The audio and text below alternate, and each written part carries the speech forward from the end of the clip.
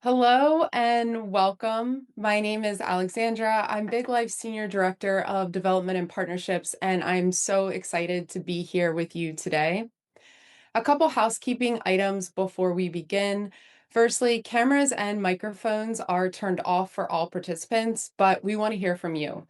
The Q&A section of the webinar is open, so please drop anything you've ever wanted to know into that section, and we'll get to as many questions as we can throughout the programming. This is being recorded and we'll send you an email link after the event, so be on the lookout for that.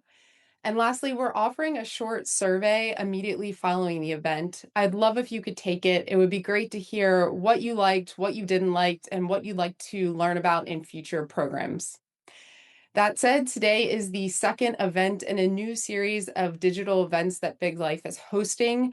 Our goal is to bring our operations in East Africa as close as we can to you. Today, we have the remarkable opportunity to hear from two of Big Life's rangers. These are the people working on the front lines day and night to save wildlife. Job and Agostino. Job works in our radio room. This is our operational command center. He coordinates ranger teams across 2 million acres of landscape in real time. Agostino is one of our drone pilots. He's part of our newest ranger unit, the drone unit. And as you'll hear, it's rapidly becoming indispensable in strengthening wildlife protection and preventing conflict. Job and Agostino are two of the nearly 400 community rangers that Big Life employs. The vast majority of them come from local communities, meaning they work on the land and among the wildlife that they grew up in. We're so grateful for you to be here and be a part of this conversation. So without further ado, welcome. Job, I would love to start with you. If you could share a little bit about your background and how that led you to Big Life, that would be great. My name is Job Lekanayia, Taraya. I work at the radio room. I come from the slopes of Mount Kilimanjaro in a place called Litoktok, very close to the border.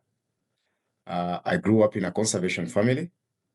My dad was the program manager for African Wildlife Foundation. He was also working with the Amboseli Savo Group Ranchers Association.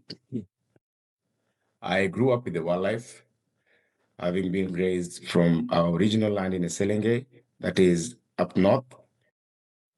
I grew up doing conservation, working with my dad very closely, visiting Amboseli and also the entire ecosystem that I work in right now. I have known Big Life ever since I was very young because I interacted with the rangers in the midst of working with my dad and going with him to work. And also during my own errands, I have interacted with wildlife all along. I came to Big Life in 2021, tragically after losing my sister to cancer. My sister happens to be the first radio room operator who was a female. So after she passed on, Big Life handed over the opportunity to me, of which I accepted wholeheartedly because I had always wanted to work with Big Life and work with a conservation organization, because that is literally where my heart is and was since I was young. So after my sister passed, I was employed in Big Life in 2021. I was a field operator before. I have worked very much in the Kimana Sanctuary, helping with tourism. I have also done the entire ecosystem with the Rapid Response Unit. And around 2-3 years ago, due to my potential, they saw the need to have me in the radio room. And that is when I joined the radio room. I am currently at the radio room and I love it being here. Thank you.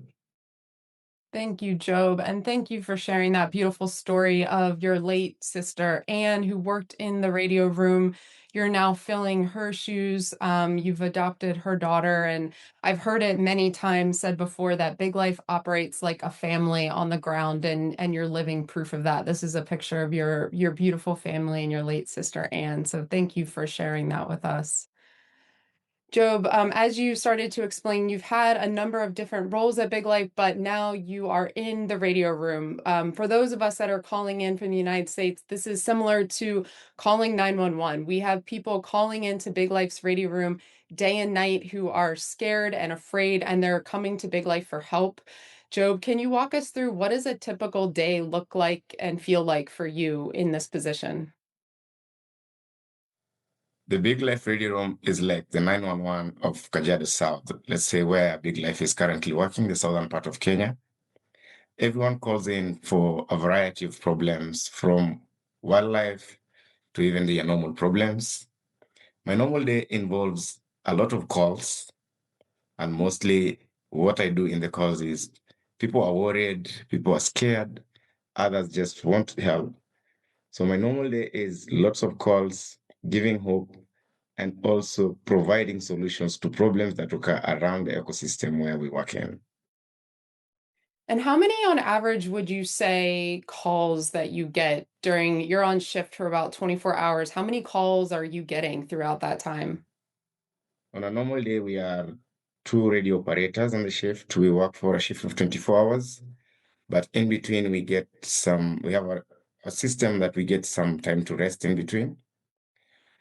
On a normal day, I get calls almost every minute because problems happen every time. It's not always about human wildlife conflict or human lion conflict. There are so many other problems that happen in the community. The radio room is also the nerve center for all the problems and all the solutions in big life. So we literally have a call coming in every minute that needs a solution from us. Of the few times that I've been in the radio room when I visited Kenya, it's a pretty incredible place. It's tech heavy. Job is seeing the entire ecosystem on just a few screens, but there's an energy. And as Job alluded to, he's getting calls for elephants raiding crops all the way to women giving birth and needing help from Big Life. And Job, I know you've said this before, but you feel a real trust with the community that they're able to bring all of these things to you and you're there to help. Yes, the community trusts Big Life because the only reason the community trusts Big Life is just one reason. Our response time is the shortest. If I receive a call right now, the longest my team will get there is 5 to 15 minutes at max. So the community calls Big Life before they call any other local organizations to help, or even the local police, or even the Kenya Wildlife Service who are involved in the job that we do.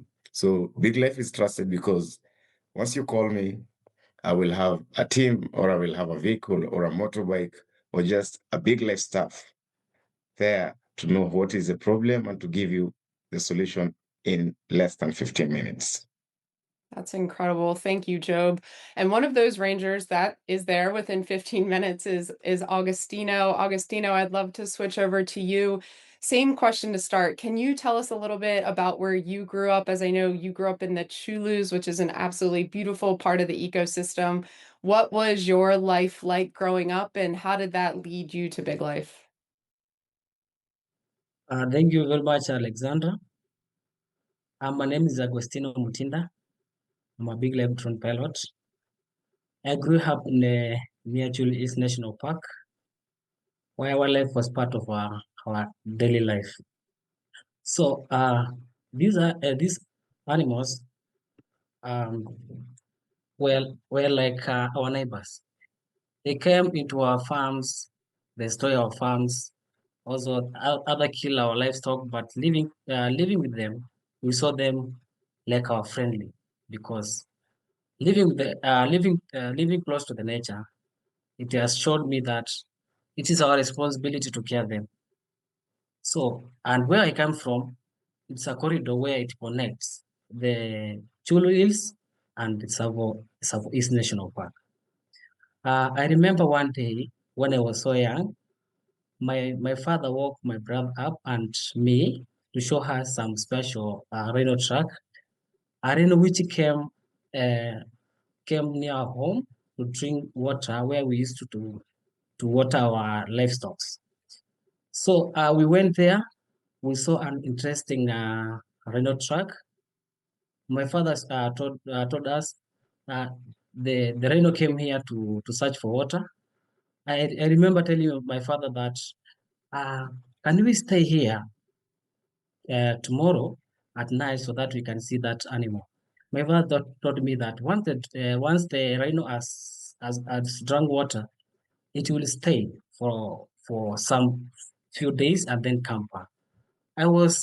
From that day, I used to keep reminding my father, let's go and see the rhino. Let's go and see the rhino. My father was like, no, until we stayed for 6 months without see the rhino again. Until when I saw some of armed men passing near home, I asked my father, what are they searching, these guys? My father told me that I got an information. The rhino which used to come here to drink water here has been poached. I remember that day, my eyes filling with tears. Because I asked my father, how can someone kill such a beautiful animal, even if I have never seen that animal? My father told me that they are killing the rhino the rhino because of their horns, not their meat. I remember telling my father that if I can get that guy who has done that, I could kill him too. Because it hurted me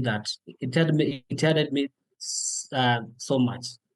So it is we stayed for 2 years. My father got employed into Big Life. That's when I became to know Big Life. My father was employed with another rangers to safeguard the other remaining rhinos in Chulu Hills National Park. So, watching my father how he dedicated his life to the wildlife, I was so happy, and I started now getting wanted to join him to protect the other remaining rhinos for future. So, after a few years, I joined Big Life in 2017, and I was posted in Rhino unit, where I was working as a rhino monitoring, one of the rhino monitoring team. And as I remember, in 2018, I saw the rhino directly when we were in patrol, and it charged us where it charged and injured one of our ranger, both the legs. I did a first aid, and then I made a good call to the ready room for them to rescue us, because we were three guys. One of us has been knocked down, so we were remaining with two. So we could be able to carry that guy. So it was so I was so glad to help that guy. So by doing so, I think those communication I had meant, and the first aid I made to that guy who was being injured by the rhino was much valued by the office. So I was later transferred to the ready room for the communication, as what Lekanayia now is doing. And later I joined instructor, where I was now training rangers in ranger lifesaver skills and other lessons regarding to bushcraft lessons. So in 2024, I received a call that I'll be attending a drone course at Masai Mara Elephant Project. I was so happy to join and to learn how technology will help both human being and wildlife. I'm married to a big life, one of big life ranger, as you can see, with the full uniform. I'm blessed with two boys. Yeah, thank you Wonderful. very What much. a beautiful photo. Thank you. And I love hearing your story. I mean, you had such an incredible childhood, and your love and dedication to wildlife just shines through, even from an early age of wanting to be with your father, looking for rhino tracks and seeing and having this reaction to a poached rhino. And then your dedication, lifelong dedication, even after seeing one of your fellow rangers injured. So I thank you for sharing all of that with us. I want to dig in a little bit more to your current position at Big Life. You've shared you started out working in your backyard in the Chulu Hills, and then was a trainer, and now you're in this newest ranger unit, the drone unit. Big Life hasn't shared much yet about this unit with our supporters, so that those of you on the call, you're hearing from this first. Augustino, can you walk us through what does a typical day in this unit look like? My day usually starts very early in the morning. I'm supposed to make sure that all the batteries of the drone are fully charged and well packed in the drone pack. As you normally know that our work is unpredictable. We normally stay alert, waiting for the call from the radio room and the community as well during the day.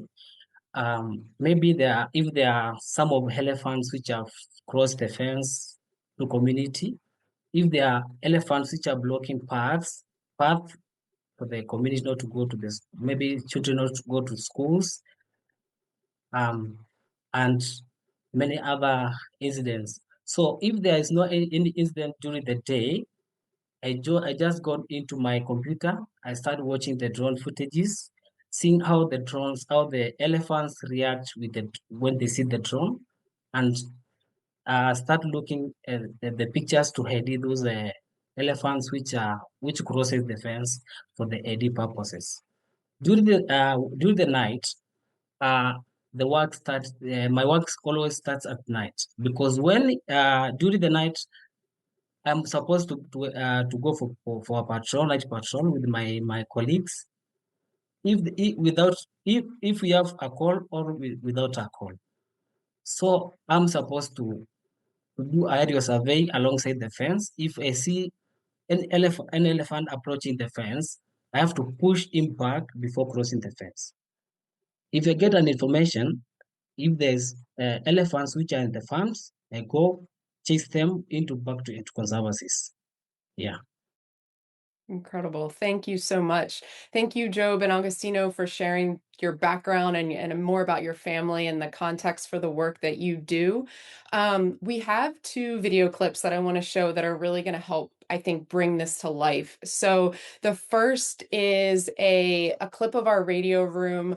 This is where Job works. So let's watch this now. And then, Job, I'd love for you to talk through what we're seeing.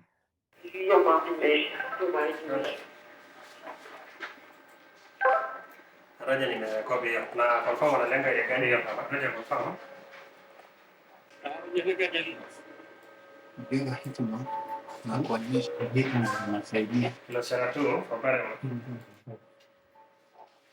Bago kila kitu kwa Biashara tu kwa pale.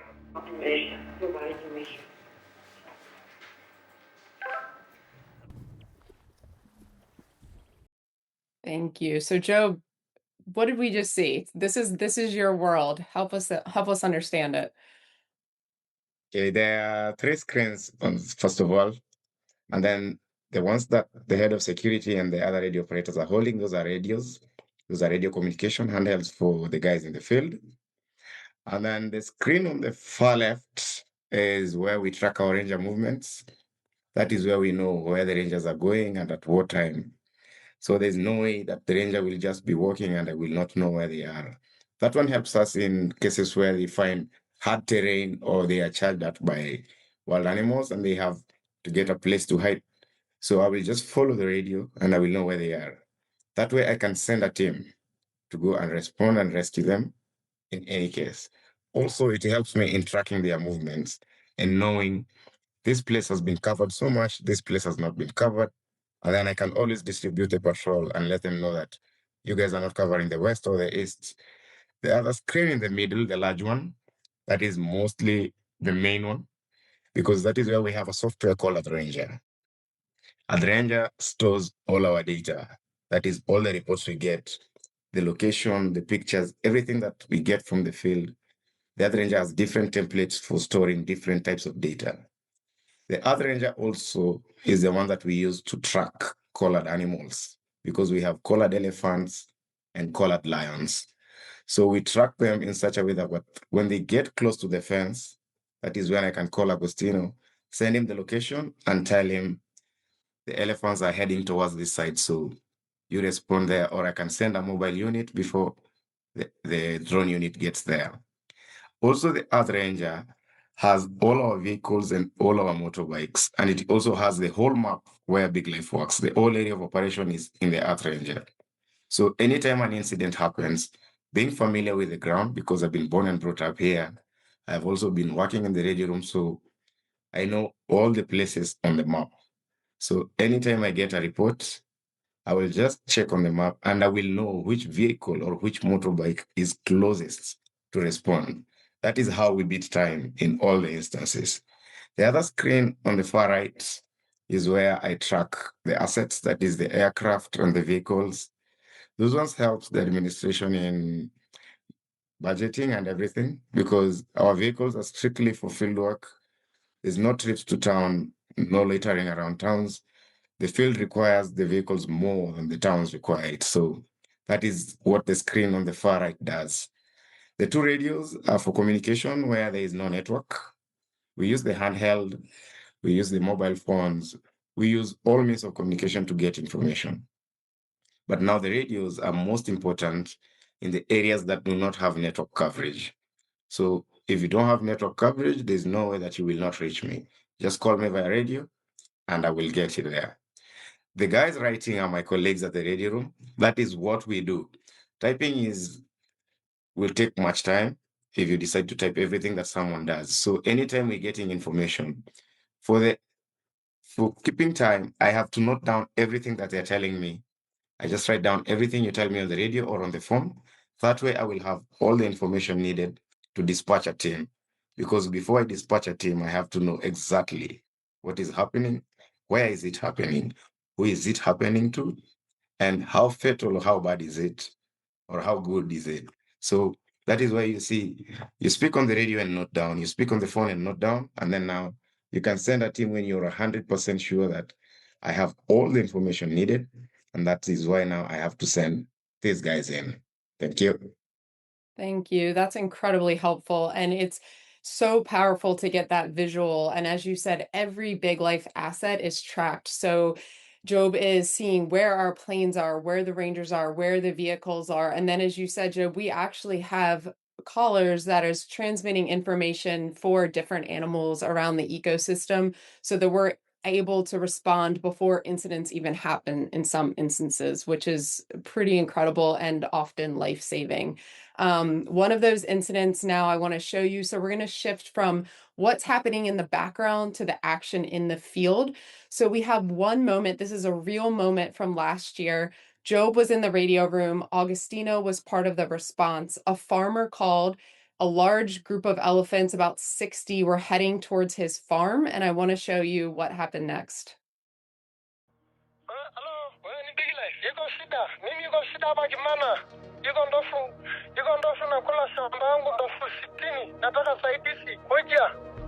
Sawa sawa baba, tulia kidogo. Tunatuma watu wetu wa drone unit na hii timu ya sanctuary wanalenga hapo kwako sasa hivi. Thank you. So, Job, let's start with you. This call, you can hear the emotion in this farmer. He's scared. He's not sure what to do. What's the first thing that you do when calls like this come in? Part of my daily evening routine. It's normal for males, the bulls, to go crop raiding. But if you have a herd of females going for crop raiding, then that's the scariest part for the farmer. So in this farmer, I could literally hear how scared he is, how worried he is, and how bad he's feeling. So the first thing you do for that farmer is calm him down. That is why I have to tell him, relax. Because if he doesn't relax, then I will not know exactly what is happening. So the first point of reference there is kindly cool down. Tell me what is really happening. I have heard that there's elephants coming to your farm, but tell me, where is your farm? After telling me where is your farm, which is the easiest route to your farm? Because the farmers are more familiar with their farms. Because in the dry seasons, mostly they water their farms with irrigation. Once they irrigate the farms, sometimes their water floods all over and then it spoils the road, making our vehicles get stuck as they go to respond. So normally, I have to calm him down, make him relax, and know that the only way I can help him is if I have all the information needed. So it's always relax, tell me exactly what is happening, and then give me time, a little time, so that I can contact my nearest team to come respond to you. Thank you. That's an incredible skill to be able for yourself to stay calm and to be containing the emotions as this farmer is understandably seeing elephants charge towards his crops, which are his livelihood and his family land. Agostino, you were part of the responding unit that night, so you had a very different experience. What was it like when you arrived on the scene? Yeah, upon receiving the call from the radio room, it was so intense and urgent. When you hear 6 elephants approach you to the farms, you understand the risk of the farmer, the crops, and the elephants. So when we arrived at the scene, I had to launch my drone, and as you know that my drone, we normally use the Mavic 3 thermal. It has a thermal camera, which helps us to see during the night. The drone itself just navigation lights, which helps my team to guide me as well during the operations. It has a bottom light which is so bright, and a sound which scares the elephants away from the farms. So when I launched my drone, I saw a big group of elephants. They were 60, and it was a mixed family. A mixed family is where you find a group of females, calves, and some adult males. So when you see a mixed family, in our historical, they are not crop raiders. Maybe they were migrating, and they found their migratory route have lost to agriculture. And that's why you find them colliding with the farmers. So when I launched the drone, I started looking the female matriarch. I turned the matriarch female, and then when the female matriarch turned, the other herd uh, followed the female matriarch. So when I was driving them out of the farms, um, when I was driving them out of the farms, I was clearly looking if they can change. And when for a case like this, because they have the young ones, the cars, so I'm supposed to make sure that I'm far a bit where they can hear the sound, they can see the light, but I don't want to stress them, because if I stress them, uh, they may change. They may start charging back to us. So I have to fly a bit higher where they can hear the sound of the drone, and they can see the light. So I I push them while I'm looking their behavior, watching their behavior. If they want to turn, well, if they turn, I alert my team, because we normally have thunder flashes. If they tend to react, we throw thunder flash, and then we chase them back. So that day, I chased them very well back to the conservancy. Yeah, that's incredible. So what I'm hearing is the drone serves a number of different purposes. It's a monitoring tool to see where the elephants are, how many elephants there are, the different individual elephants, but then it's actually a deterrent tool to help move these elephants safely, especially as you said, when there's matriarchs or young calves into safe habitat area while protecting the farmer. So these drones are really multifaceted and they're playing so many different roles in the moment.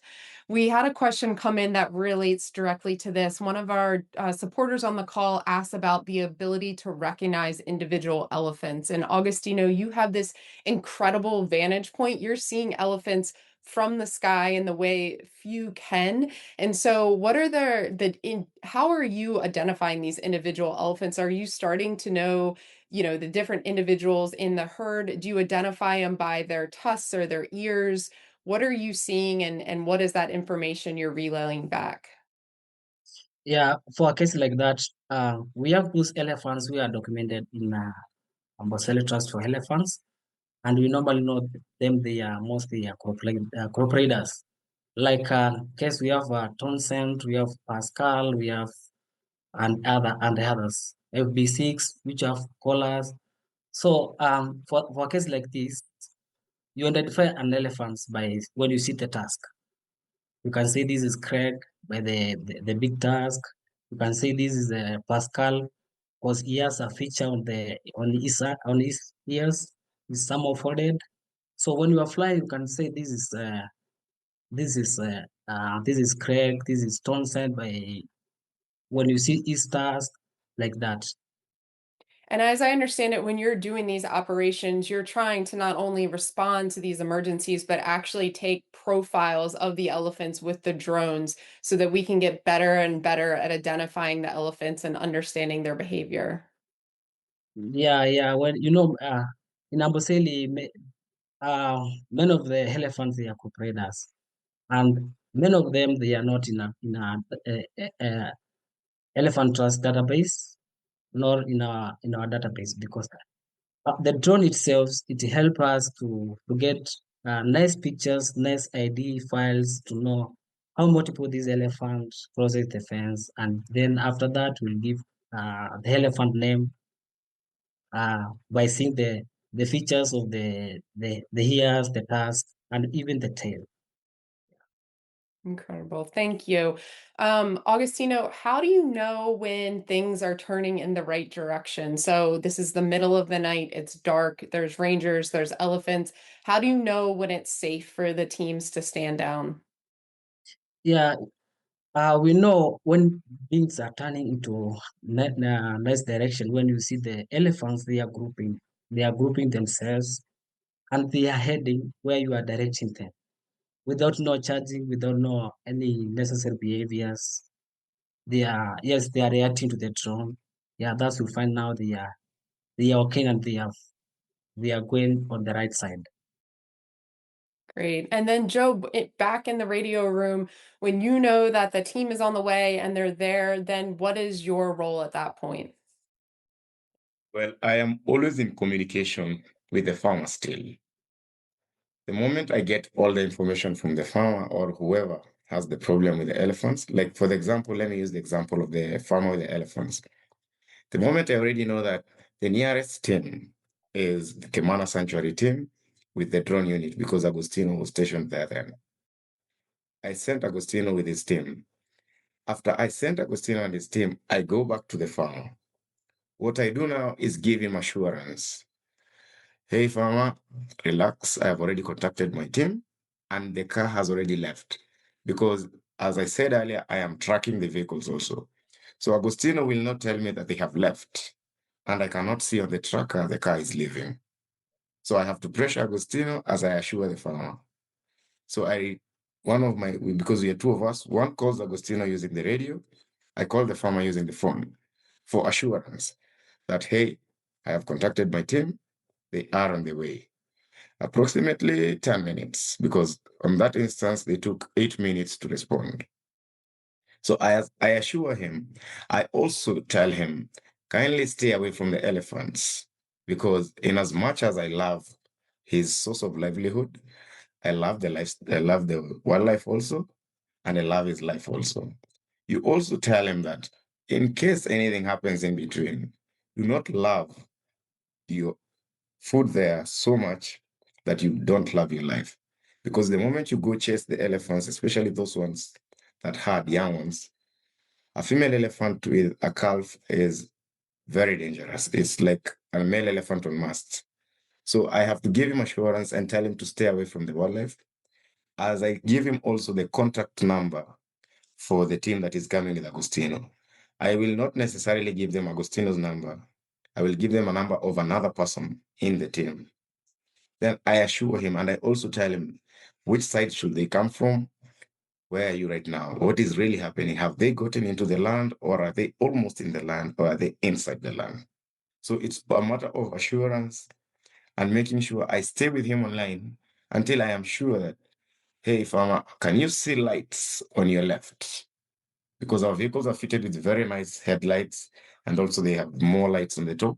So once it shines like this, the whole area becomes bright. So I'll just tell the driver, please shine the large light. And then when they shine the large light, I'll tell the farmer, hey, do you see our vehicle? And he will be like, yes, yes, yes, I can see the vehicle. At that moment, it's a moment of relief.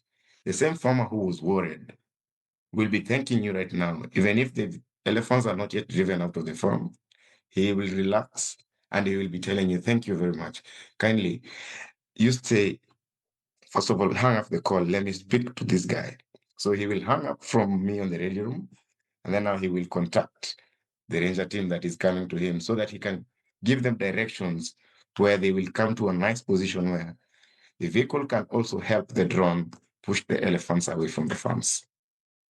Thank you so much. You have such an important job. Augustino, we have another question that came in about your drone. Talk about how close you have to fly the drones to the elephants. And then, is there ever been an instance, the question is, where an elephant's tried to hit the drone out of the sky or touch the drone?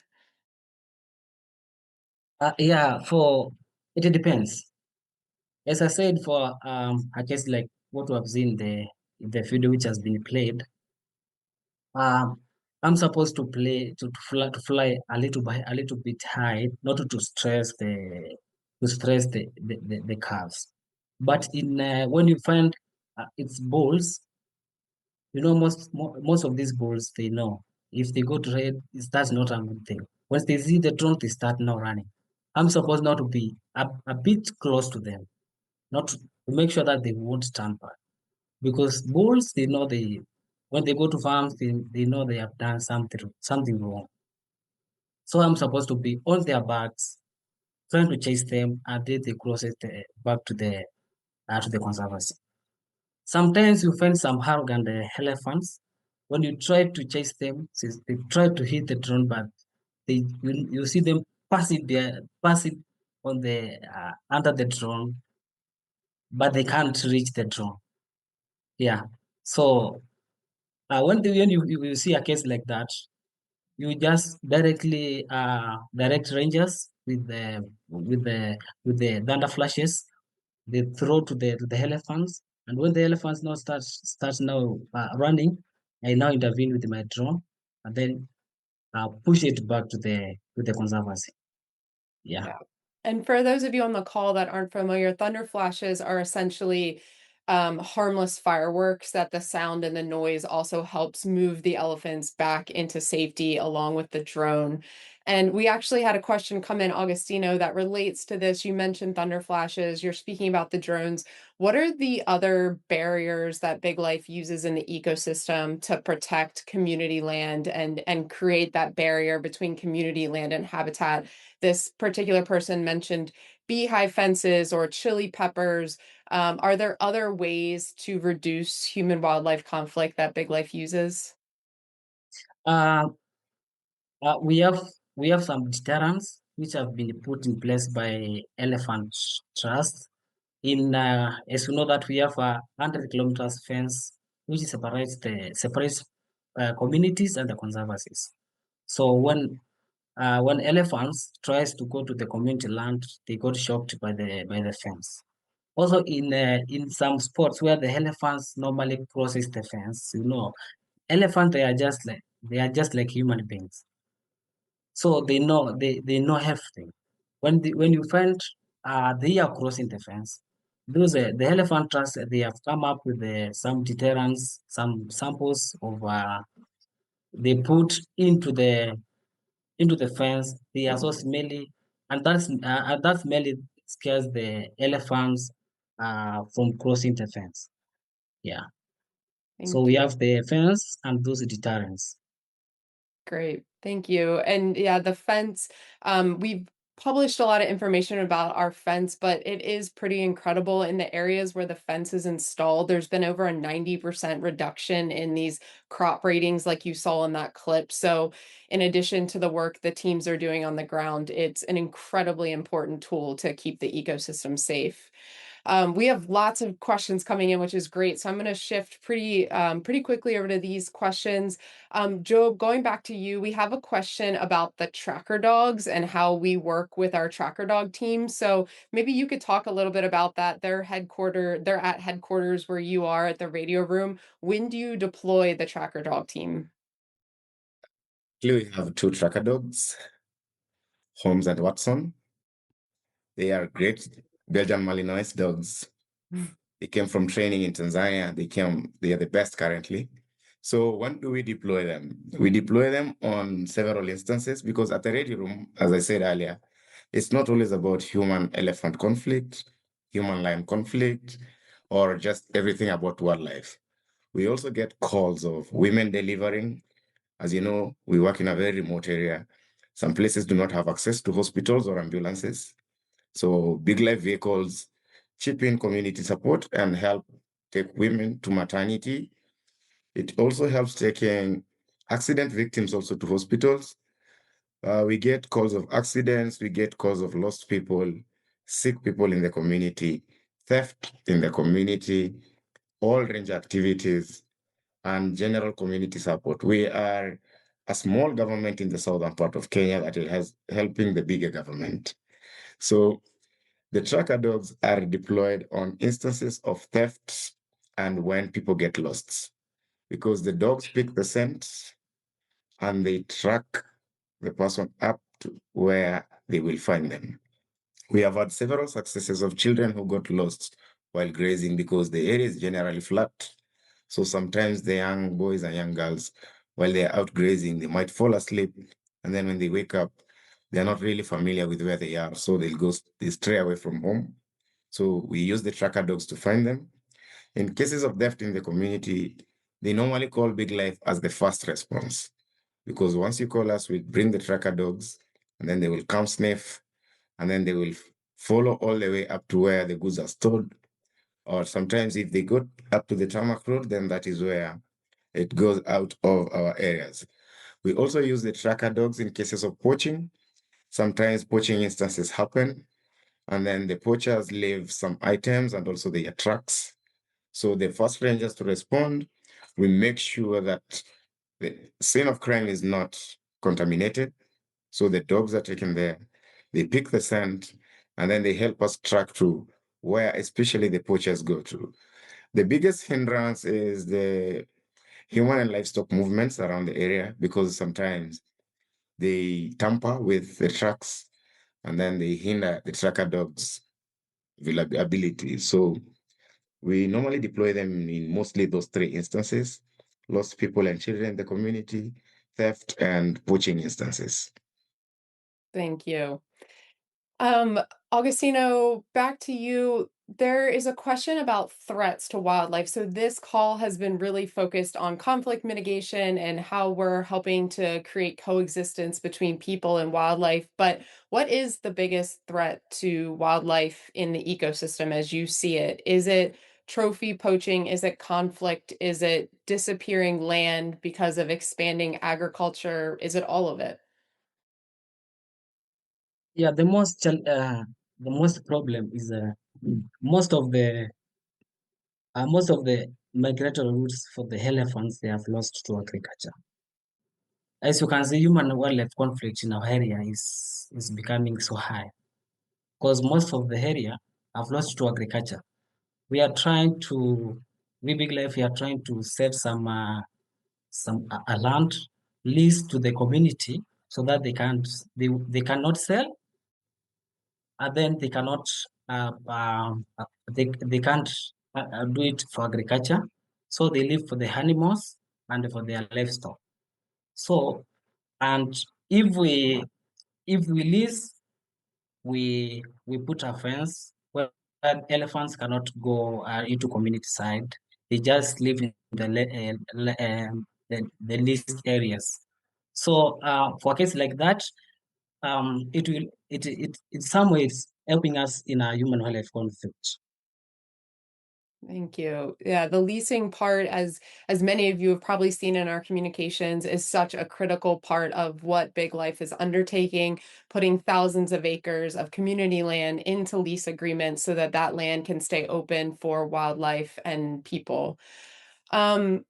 Job, a question for you. You started to touch on this in your last answer, but this call has been heavily focused around elephants.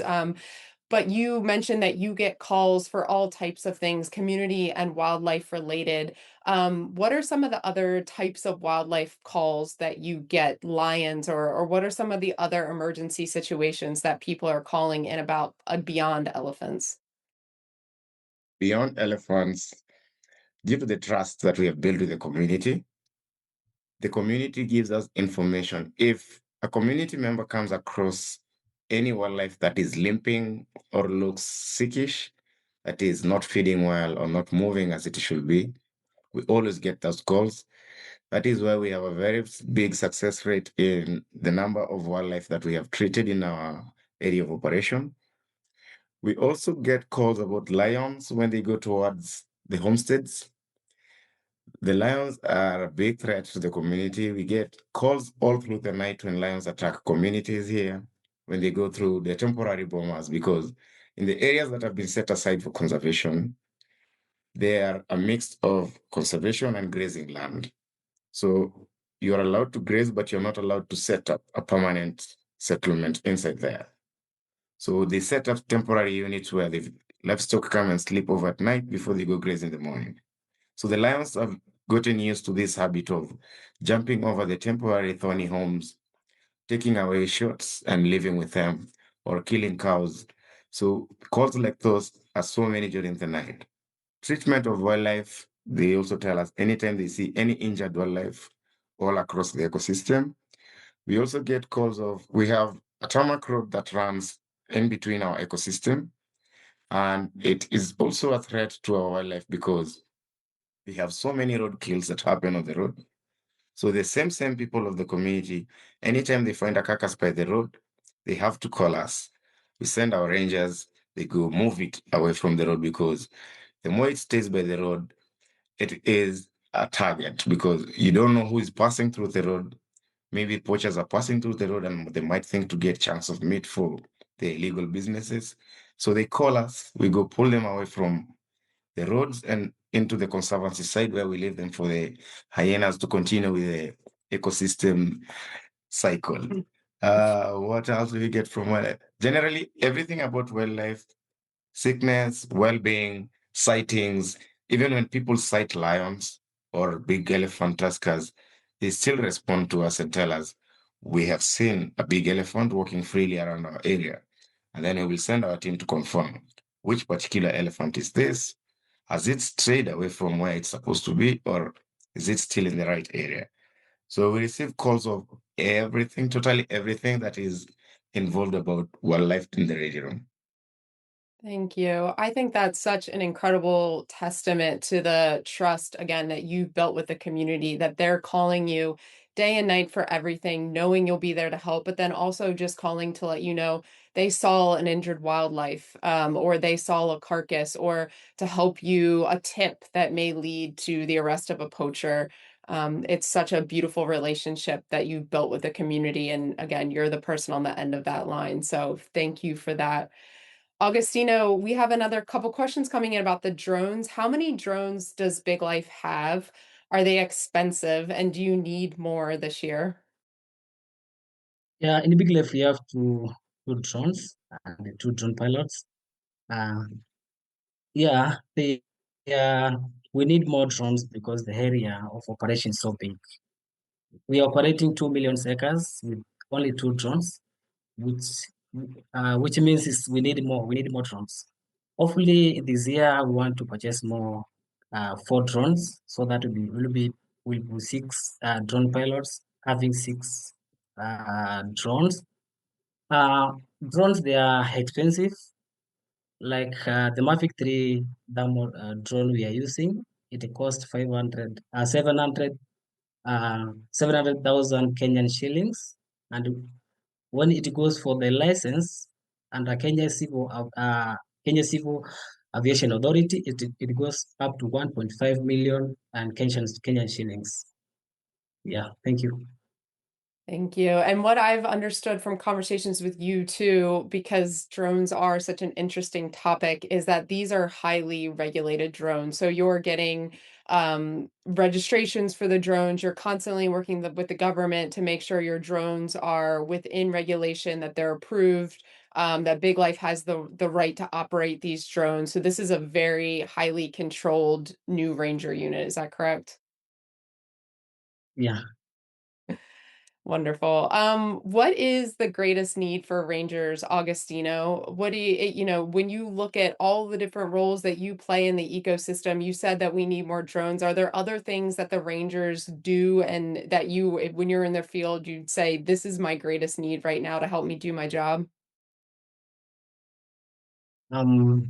Sorry, Alexander.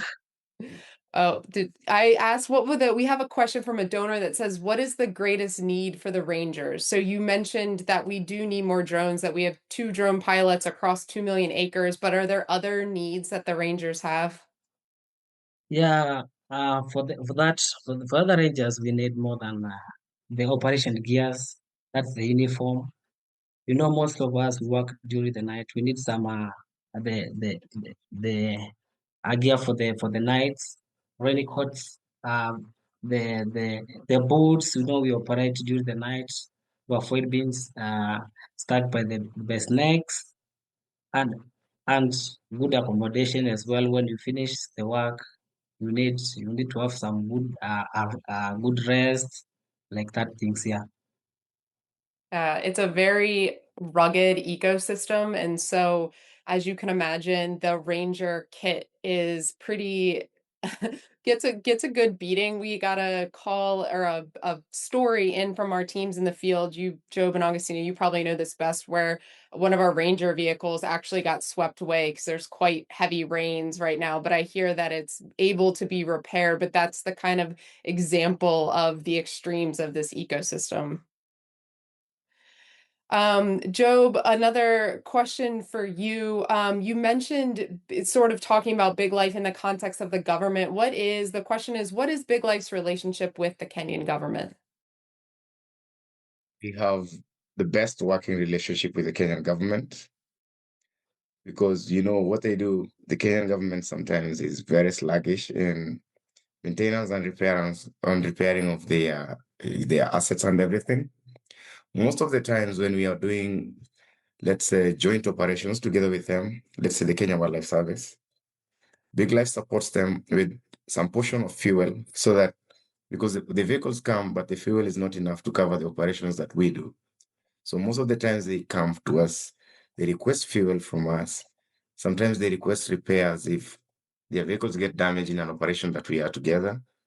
And another thing that we do that makes the government really trust us is we share our information if they need it.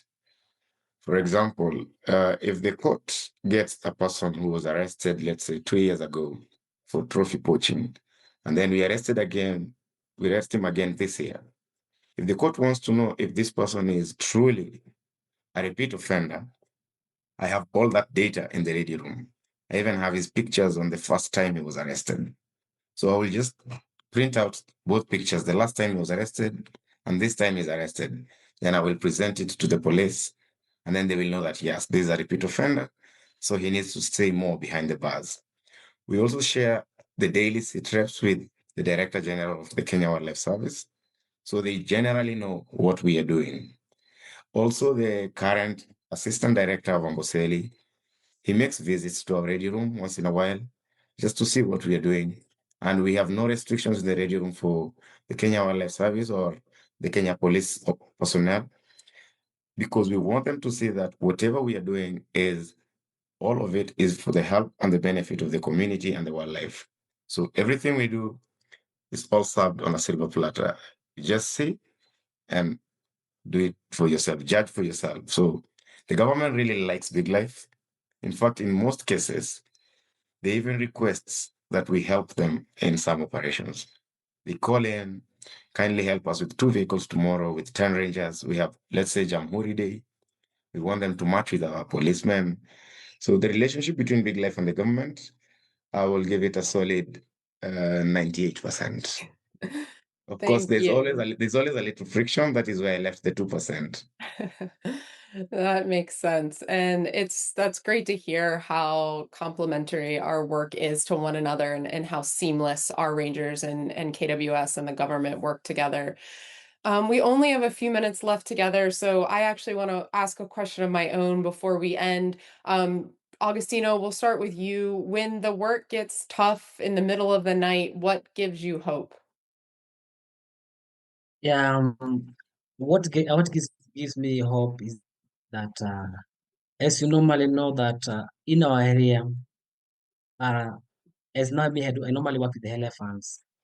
We have season for the corporates, like starting from the uh, June up to October, those are the the crop rate becomes so high.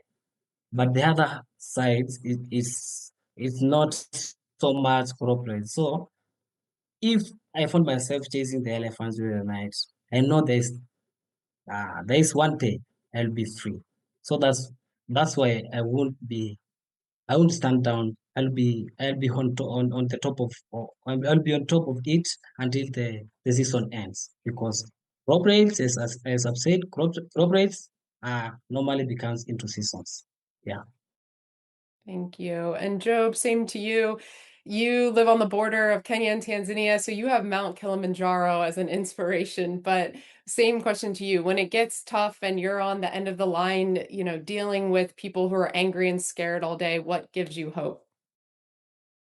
The other day when it felt tough and somehow raggedy, what gives me hope? The first thing that gives me hope is my daughter. I normally don't call her adopted because I am all she has.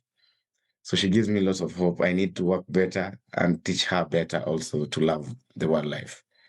What else gives me hope is I help protect a voiceless animal, and I also help protect this farmer who is working so hard, or this livestock keeper who is working so hard to make his livelihood. So if I win on this side and I win on this side, I sleep peacefully knowing that I helped someone else prosper and I helped this animal breed more and continue fascinating all the tourists who come to see them. Thank you. Your daughter is so lucky to have you. And I have two young daughters myself. And so thank you for all the work you're doing so that they can grow up and see elephants in the wild as well. Job and Augustino, I am so grateful for you both. You both are true heroes. The world is better because you're here and for the work you're doing with your communities, for the wildlife, for big life. Thank you again for joining this conversation. And to all of the supporters on this call, you are truly the reason that Job can answer the phone, that Augustino can fly his drones. We couldn't do this work without you. So thank you for being a part of it. Please take the survey. Again, I would love to hear from you, or you reach out to me, alexandra@biglife.org. I know there's a lot of questions we didn't get to, but we'll try and answer them after via email or other ways as we can. Until next time, thank you so much, and we'll see you soon.